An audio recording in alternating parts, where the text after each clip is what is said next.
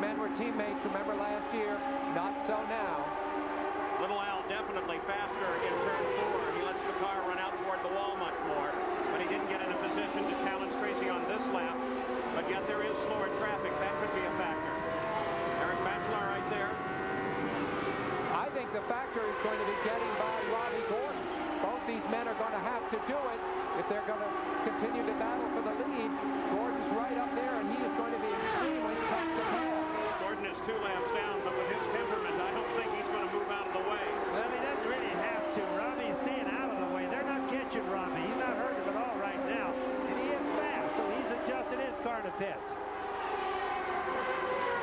Now, the caution was called when Eliseo Salazar lost it in 4. Gary Gerald, you have an update? Yeah, Paul, actually, no contact with the wall. The crew did bring him in as he kept the car running. They just checked him over, sent him back out. He's circulating on the mile oval now. So I said to the crew, I said, everything is routine. He says, well, if you can call spinning on a mile at Milwaukee routine, yeah. And in fact, circulating at 16th position. Back at the battle for the lead, 57 laps to go.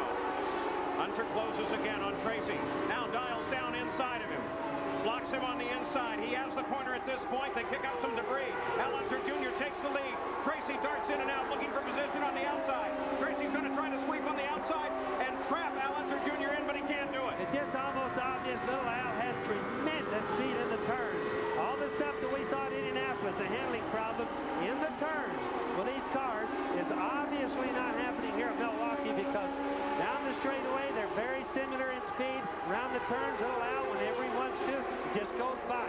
But that also means now he's got to take care of his tires. Remember what I said. The end of the race is where the tires are going to count. Paul Tracy has moved over to running that high line that tends to save tires and work for little Al, especially coming off at turn 4. You can watch Paul Tracy just as soon as little Al got up alongside and just start going wild. Now that's what we've always seen with Paul. He gets a little bit crazy that way sometimes, has accidents. And of course, is what little Al would have loved to happen. But I think Paul gets too smart. So the fight for the lead continues. It's Al Unser Jr. leading Paul Tracy and Michael Andretti in the Miller Genuine Draft 200 on the Milwaukee Mile.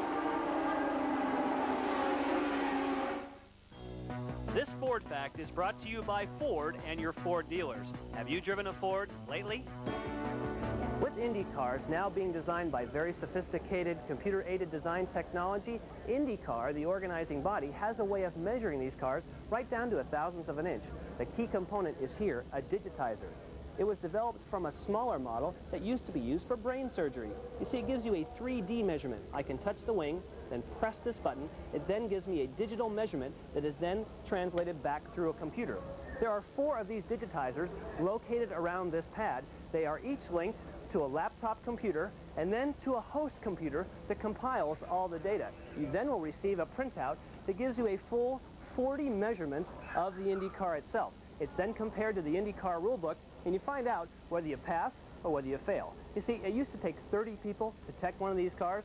Now it only takes 15. It used to take 20 to 30 minutes. Now only 7 to 10, and with much greater accuracy. Boy, shades of that great race that they ran at Nazareth on the mile there. Nothing has changed here. It is still Tracy chasing Al Unser Jr. Let's go to Jackaroo. Well, the man that had won at Nazareth isn't going to win here in Milwaukee. Emerson, what happened? Well, the slowing down in the early. I pick up a lot of rubber on my rear tire. My car was already loose anyway. And my peak being one of the first one, I had to make a sharp turn. And unfortunately, I lost the back end. I forgot about the pickup and the rubber on the rear tire. And it was a shame because next stop I was going to change the car. And I couldn't hang it then, finish on the top 3 I was hoping for. With all the years of experience that you had, you can still make a mental error like that. Well, I forgot about the picking up the rubber going slow on the other. But I'm sure Al Jr. can win the race. We are running very strong.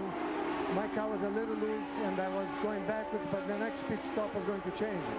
Well, Gary Gerald, he alludes to his teammate Al Unser Jr. By our calculations, the fuel will be very close. It might need a splash and go. What about down your end of the pit? Jack, we're at Newman Haas. and that's exactly what we've been wondering, because when they made the last stop under the benefit of the yellow, there were 76 laps to go. Keep in mind, both Paul Tracy and Michael Andretti were among the last to pit the first time around. They got a roughly 72 to 74 miles on the first tank of fuel, plus the warm-up laps. We asked Tom Wirtz, have you got enough to go to the distance? He says, we're optimistic that we can. He said, however, it could be very, very close. If they get any more yellow, it may be the saving grace for them. So a lot of the crews may want that yellow. I don't think I do, Bobby. It looks like it's going to be a great run to the finish with a splash and go right there at the end. Yeah, so let's stand aside just a little bit. Take little Al now. He has no dash in his car, right? So we've been told, so he doesn't know what his fuel conditions are, right? Now, so what he's going to have to do, maybe, and Jeff, maybe you can find out if their telemetry is working, so as the crew knows what he's doing, so Roger Penske can make the decision, because it's going to be down to no more than 1 or 2 laps that we can see right now. Right now, a Mercedes-Benz engine in Al Unser Jr.'s car is leading the race, followed by 2 Fords in Tracy and Andretti's cars.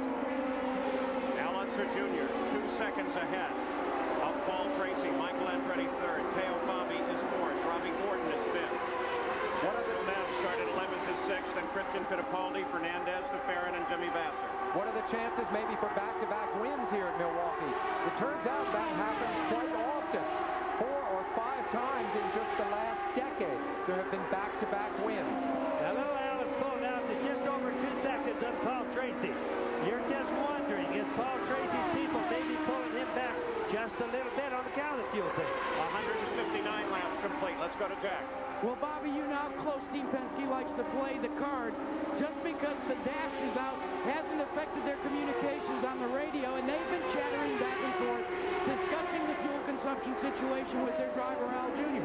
They are now playing the game saying, we think, and the optimal word is think, we can go the distance without a stop. That's the way they're going to play it right now, and Al Jr. seems to concede that that's the way they should play it. Well, if you look at the numbers on Paul Tracy, you can see that he's falling steadily backwards, or that Al Unser Jr. is pulling away, or a combination of both those. But, Bobby, this could be a fuel economy concern on their part. But well, it's going to be 2 gambles. Carl Haas is thinking one way, Penske may be thinking another way. Most likely they are. But right now, Paul Tracy is slowing down just a bit, probably to save the fuel. Roger is a gambler, though. Who knows what he might do? So Al Unser Jr. has completed 161 laps. They're running near a record pace here. We'll be back after this message and a word from our ABC stations. Saturday, ABC's Wide World of Sports goes to the races at Belmont Park in New York for the final jewel of the Chrysler Triple Crown Challenge. Trainer Dwayne Lucas goes for a record 5th win when he sends Kentucky Derby winner Thunder Gulch and Preakness winner Timber Country to the post for the Belmont Stakes. Live coverage begins at 4:30 Eastern, 1:30 Pacific, Saturday, here on ABC Sports. Riding with Danny Sullivan, 18th place. Hasn't been the best day in the world for Danny. Nothing's changed at the top of the order. At the lead of the race is Al Unser Jr., 3.7 seconds ahead of second place Paul Tracy, the only 2 cars on the lead lap. Well, there's little Al coming right up behind Danny Sullivan. I think you think knows about Danny Sullivan how important it is to get the springs just right on the cars here at Milwaukee, because side bite is the total answer. Danny obviously has not had it today. Just changing the springs, for example, by a mere 100 pounds can make all the difference in the world. With now just 30 miles to go, the question becomes, can these cars make it to the end without refueling? Let's review that situation, starting with Jack. Well, Roger Penske, as always, is taking control of the situation. He confers with his engineers and with his chief mechanics each and every lap, and then he passes the information onto his driver, Al Jr. They have discussed on the radio the fuel and the fuel settings with the car. Each and every lap, they continue to talk their way down to the end of the race. They are still maintaining that they will not have to stop again. What about your team, Gary? Newman Haas in the same situation, but everybody remembers what happened to Eddie Cheever at Nazareth with just over a mile to go when he ran out of fuel. And everybody's wondering, could that happen to us? Robbie Gordon's crew has told him on the radio, we'll get some points today. They told him to go to 100% on the fuel. As far as Teo Bobby is concerned, his crew's excited. He's in 4th place. They think he can go the distance as well. And Robbie Gordon runs in 5th. The question, Bobby, that I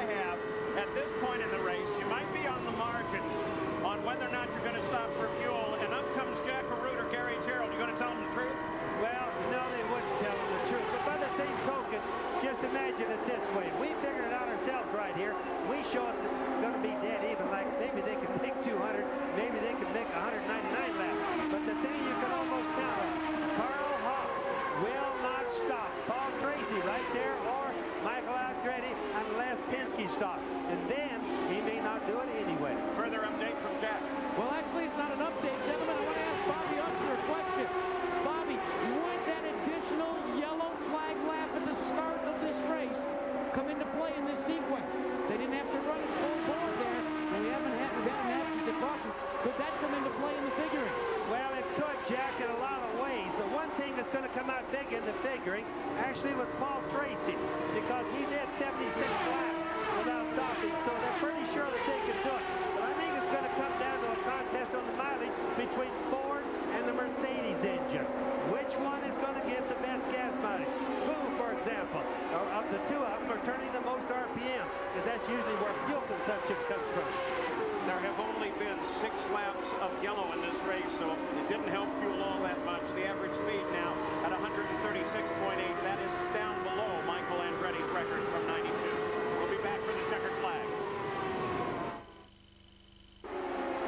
Back in Milwaukee, the Miller Genuine Draft 200. We haven't had a change at the top of the order as Paul Tracy took over the lead from Al Unser Jr. Here's how it happened just a few seconds ago. A very quick closing as Paul Tracy came around Eliseo Salazar and then closed up on the back of Little Al, took an advantage to the inside of Gilles de Ferran, got around Al Unser Jr., but here's the key.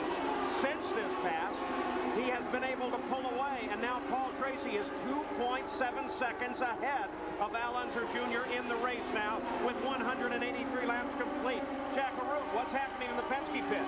Well, it's taking a little bit of time to gather your nerve back here on the Milwaukee Mile.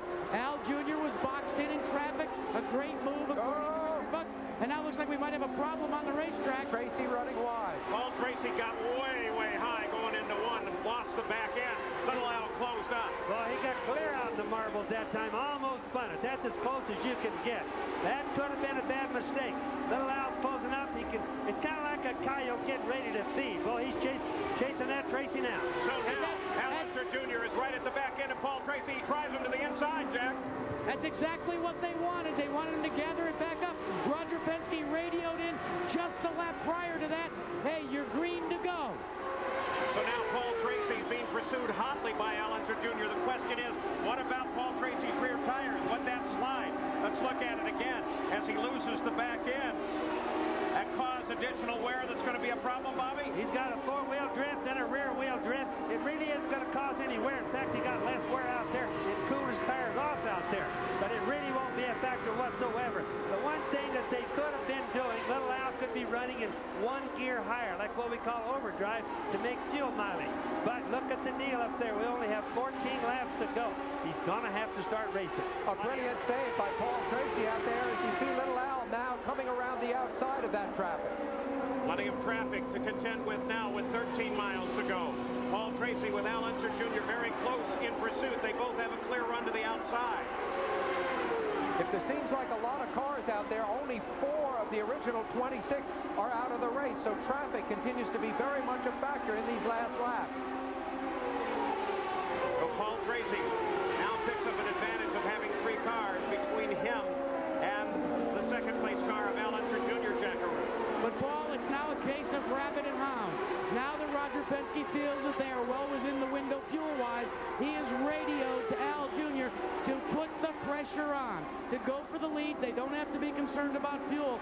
It is going to be a mad dash to the finish. Traffic has been a big deal so far. Right now, they've really got all the lap cars that they're passing there. Sometimes if you have bad